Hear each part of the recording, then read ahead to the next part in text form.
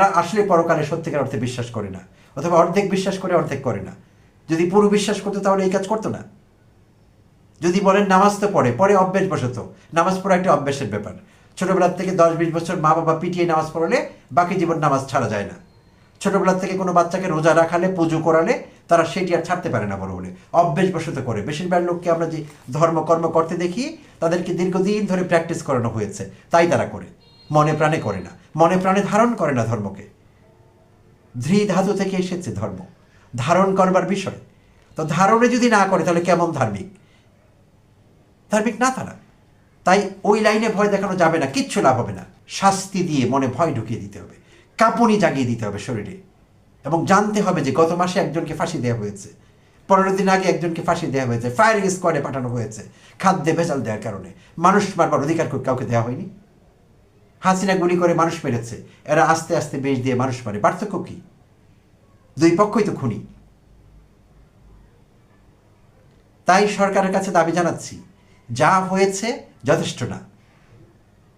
আপনাদের অনেক বিভাগ আছে, বিভাগগুলো কাজ করছে না। কেন কাজ করছে না? সেই বিভাগের হেড হিসেবে কারা আছেন? তারা বিভাগগুলোকে কাজ করতে দিচ্ছেন কিনা? তারা কতটা অ্যাক্টিভ, তারা কতটা সিনসিয়ার এই দেশের মানুষকে নিরাপদ খাবার দেবার জন্যে? যদি না হয় তাহলে ডিপার্টমেন্টগুলো বন্ধ করে দিন।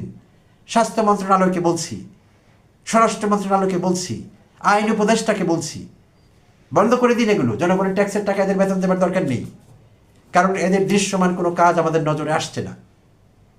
বিন্দুমাত্র কমেনি ভেজালের পরিমাণ, প্রতি বছর বরং বেড়েই চলেছে। আমরা দৃশ্যমান কিছু দেখতে চাই। ভেবেছিলাম অন্তর্বর্তীকালীন সরকারের আমলে দৃশ্যমান কিছু দেখতে পারবো, যেমনটি দেখেছিলাম 1/11-এর সময়। আমি জানি 1/11-এর কথা বললে অনেকের মনে কষ্ট হবে, অনেকে বলবেন মিলিটারি ব্যাক গভর্নমেন্ট, ষড়যন্ত্র, আমেরিকা, বহু তথ্য এখানে চলে আসবে। I don't care, I don't give a dam. আমি যেটি দেখতে চাই, আমি যেটি বুঝতে পারছি, সেই সরকার অল্প কয়েকদিনের জন্য হলেও অপরাধীদের মনে কাঁপন জাগিয়েছিল।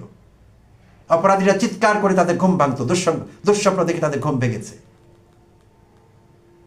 সেই সরকারের তখনকার আইনশৃঙ্খলা রক্ষাকারী বাহিনীর কর্তৃপক্ষ সদস্যরা অপরাধীদের মনে ভয় ঢোকাতে পেরেছিলেন।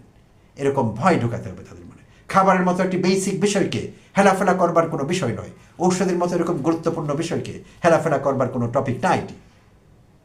তাই এইসব বিষয়কে ভেজাল মুক্ত করতে হবে, এক্সিস্টিং প্রতিষ্ঠানগুলোকে আরও ফাংশনাল করতে হবে, এই বিষয়ে জবাবদিহিতা বাড়াতে হবে, আরও পদক্ষেপ নিতে হবে, যা লাগে তাই করতে হবে। এর চাইতে গুরুত্বপূর্ণ তো কিছু হতে পারে না।